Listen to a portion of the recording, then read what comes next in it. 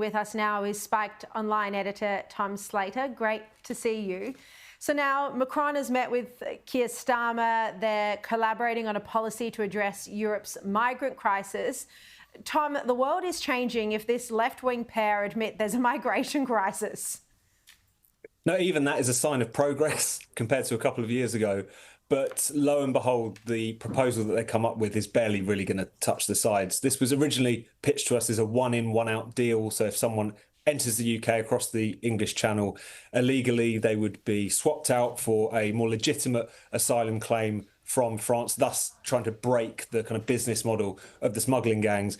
And yet what we're reading now in the French press and in the British press is that it's going to be a lot less ambitious than that. It's about 1 in every 17 migrants who make the crossing will likely be returned, sending back only about 50 migrants per week, when given the fact that the numbers of illegal crossings are sky high at the moment. I mean, there's been 44,000 who have made that perilous journey since Labour won the general election last July.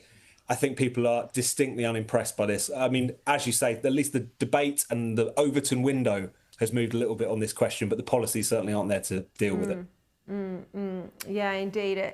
It's obviously at one point the UK was looking to Australia for our turnbacks policy, but I suppose they're not quite at that point of turning back the boats. I mean, that doesn't seem to be discussed at the moment.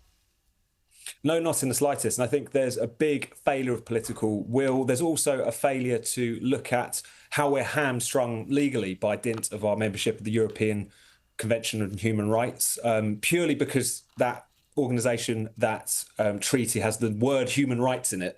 People are terrified, politicians certainly are terrified of going near it, but it's created a nonsensical and dangerous situation in which if people can run the gauntlet of smuggling gangs all across North Africa and into Europe, if they can take this perilous crossing, which is one of the busiest crossings in the world, if they get through all of that, then they might have a chance to get to the UK and work in the black market. I mean, it's a situation that doesn't serve anyone particularly well, but because of the fact that it might involve looking again at some of these post-war agreements, they don't want to touch it. Yeah.